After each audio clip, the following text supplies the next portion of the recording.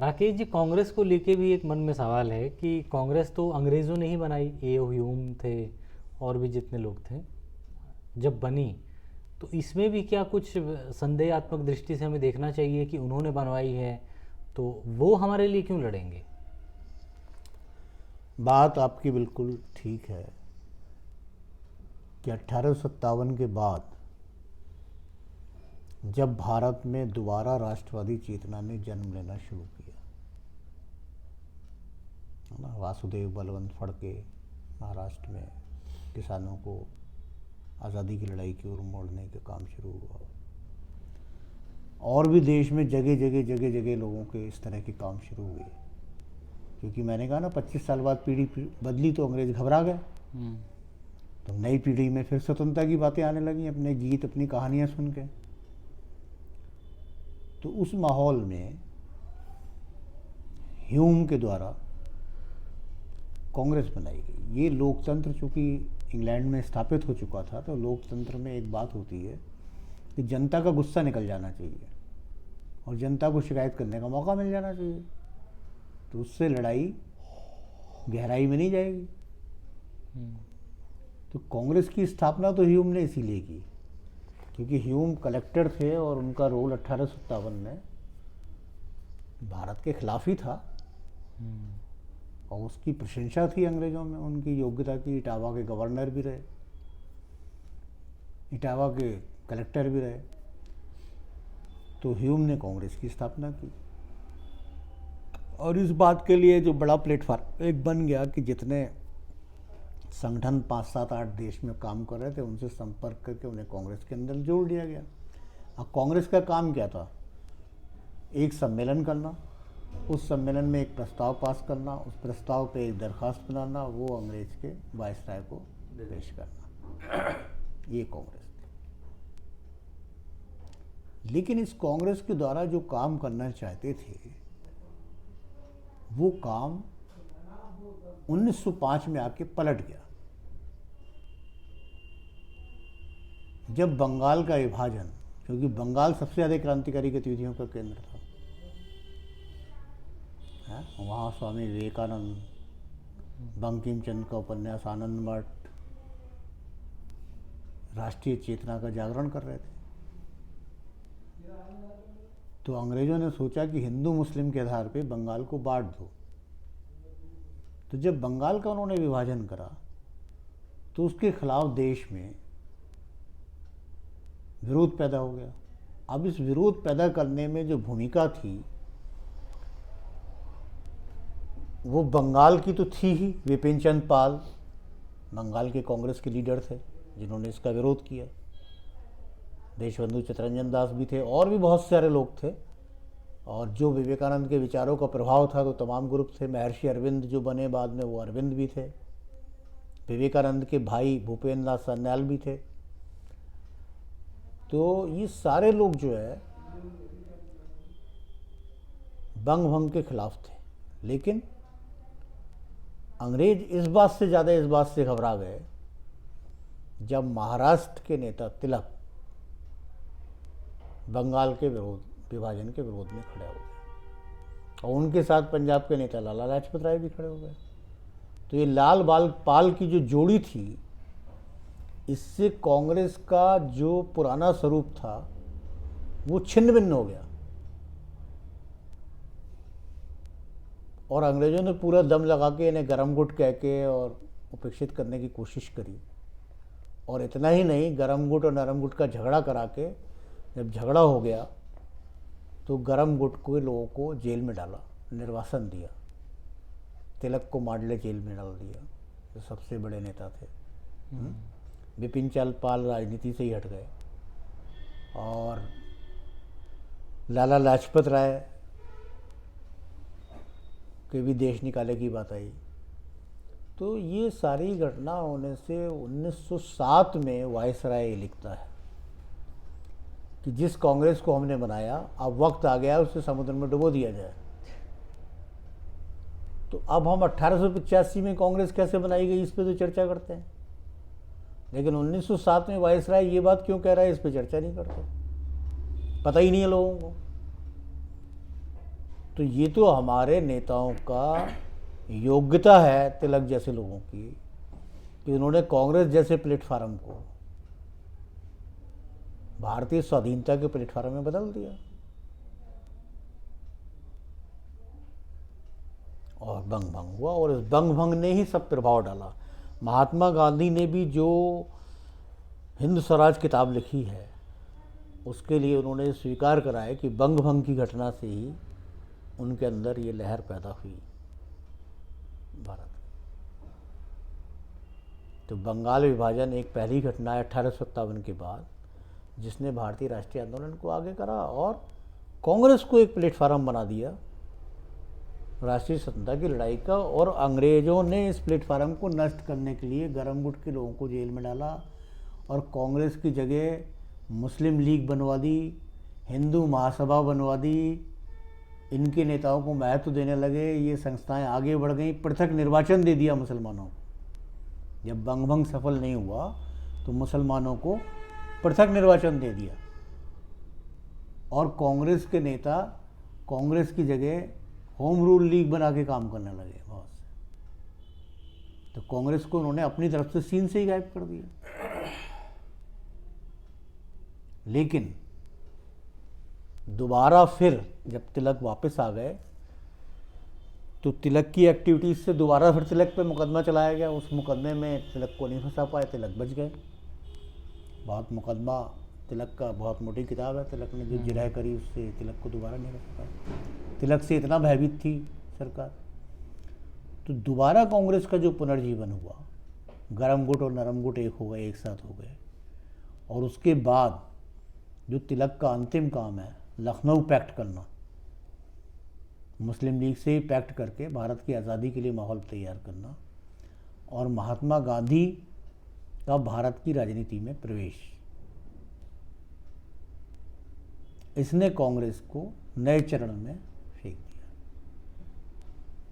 अब कांग्रेस का ये नया चरण क्या है? ये नया चरण ये है कि रॉलेट एक्ट का विरोध कांग्रेस ने किया। इसमें महात्मा गांधी की भी एक भूमिका थी। और लखनऊ पैक्ट होने के बाद जो मुस्लिम लीडरशिप थी उसके साथ तिलक का भी रिश्ता था, गांधी का भी रिश्ता बना तिलक के साथ। तो दुनिया के अंदर जब खिलाफत आंदोलन चला, फर्स्ट वर्ल्ड वार, प्रथम विश्व युद्ध के बाद जब तुर्की पराजित हो गया तो वहाँ के खलीफा को अंग्रेज़ों ने जो हाल बनाया, यूरोपियन लोगों ने, दूसरे मित्र राष्ट्रों ने, तो उससे दुनिया के मुसलमान नाराज़ थे कि हमारे खलीफा की बहुत बेइज्जती कर दी। तो उनको कम से कम एक सम्मानजनक जीवन तो मिलना चाहिए था। तो भारत में भी ये माहौल था। तो भारत में खिलाफत आंदोलन शुरू हुआ। तो महात्मा गांधी उस खिलाफत आंदोलन के एक लीडर थे, उसकी नेशनल टीम के एक सदस्य थे, और उन्होंने देश भर में खिलाफत आंदोलन में हिस्सेदारी की। अली बंधुओं के साथ घूमे और कांग्रेस को इसी समय सही मौके पे असहयोग आंदोलन के लिए तैयार करने की कोशिश की। तो कलकत्ता अधिवेशन में उन्होंने ये बात रखी, उनकी बात मानी तो नहीं गई, लेकिन ये चर्चा चल गई काफ़ी। और फिर नागपुर अधिवेशन में उनकी बात स्वीकार कर ली गई और कांग्रेस ने असहयोग आंदोलन शुरू कर दिया। अब असहयोग आंदोलन को हम सारे लोग जानते हैं, ये नए चरण की कांग्रेस थी और बंग भंग से भी ज़्यादा वेग से भारतीय जनता इसमें शामिल हुई। और विदेशी वस्त्रों की होली जलाना और तिलक का नारा स्वराज्य हमारा जन्मसिद्ध अधिकार है जन जन तक पहुंच गया। 1905 में उठा था ये। तो 1921 का असहयोग आंदोलन में कांग्रेस एक भारतीय स्वतंत्रता के आंदोलन का गांधी के नेतृत्व में एक मजबूत संगठन बन के उभर गई। इसी में जालियांवाला बाग की घटना हुई। जालियांवाला बाग की घटना ने और भी उन लोगों की आंखें खोल दी, बड़े बड़े लोगों की, जो विश्वास करते थे कि ब्रिटिश लोग न्याय करते हैं और हमें ब्रिटेन शासन का पक्ष में ही काम करना चाहिए। जैसे रविन्द्रनाथ टैगोर, इन सब लोगों ने अपने वो पदक जो इन्हें मिले थे वो वापस किए। तो 1919 पे और वातावरण बन गया।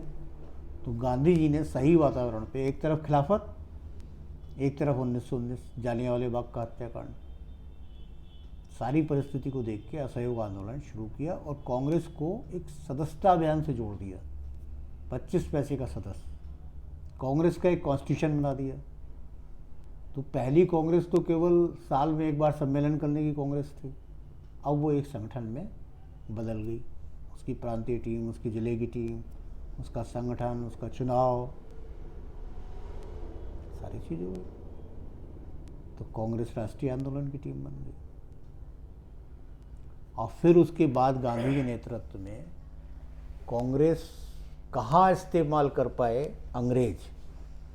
1885 की कांग्रेस को जो इस्तेमाल करना चाहते थे वो इस्तेमाल तो ख़त्म हो गया। लेकिन जो राजनीति होती है तो शासक वर्ग अपनी राजनीति चलते हैं। तो 1921 के असहयोग आंदोलन के बाद जो गांधी को वो इतना खतरनाक नहीं मानते थे तिलक की तरह, उन गांधी को भी उन्होंने खतरनाक माना, जेल में डाल दिया और स्वराज पार्टी बनवा दी। विधानसभाएं दे दी, स्वराज पार्टी बन गई। मोतीलाल नेहरू, देशबंधु चित्तरंजन दास और इन सब ने स्वराज पार्टी बनाई। तो स्वराज पार्टी जो है उसकी लीडरशिप गांधी की प्रखर आलोचक थी कि गांधी आंदोलन करा, ये करा, कुछ नहीं करा। और गांधी ने उस आलोचना को और सारे माहौल को अपने खिलाफ जाता देख कांग्रेस छोड़ने की अचानक घोषणा कर दी। कांग्रेस छोड़ने की घोषणा कर दी तो सब बात पलट गई, क्योंकि बिना गांधी के तो कांग्रेस थी नहीं। तो सब खुशामद करने लगे। लेकिन गांधी जी अपने प्रश्न पे अड़े रहे और सरोजिनी नायडू को अध्यक्ष बनवा के कांग्रेस का गांधी जी ने कांग्रेस की सदस्यता से अपने आप को अलग हटा दिया। लेकिन गांधी इतने बड़े जननेता बन चुके थे कि उसके बाद हर आंदोलन के लिए कांग्रेस गांधी की तरफ ही देखती थी कि गांधी कहें तभी तो आंदोलन होगा। तो उसके बाद कांग्रेस ने आंदोलन किया, सबने अवज्ञा आंदोलन हुआ, सारी चीज़ें चली। 1940 का व्यक्तिगत सत्याग्रह हुआ। 1942 में भारत छोड़ो आंदोलन हुआ, जो देश में फिर सबसे बड़ा आंदोलन था। और इतने सत्याग्रही जेल गए कि अंग्रेज़ों की जेलों में जगह नहीं रही और अंग्रेज़ समझ गए कि भारत को अब आज़ाद करना पड़ेगा। तो ये कांग्रेस का पूरा नटशेल में, शॉर्ट में एक कहानी है जिसमें हम समझ सकते हैं कि कांग्रेस की स्थापना जरूर अंग्रेज़ों ने की, लेकिन 1907 के बाद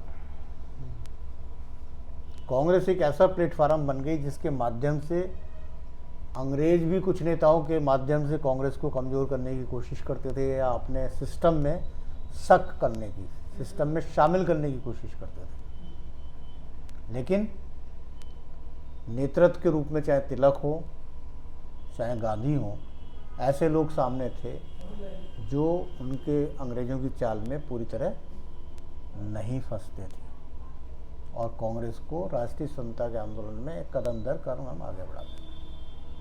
जैसे स्वराज पार्टी बनी, वैसे ही 1937 में लोग सरकार में चले गए। लोग सरकार में चले गए तो जो अपेक्षाएं थी वो पूरी नहीं हो रही थी। तो गांधी जी ने विभिन्न विषयों पे बात रखते हुए उस अपने ही लोगों को चैलेंज कर दिया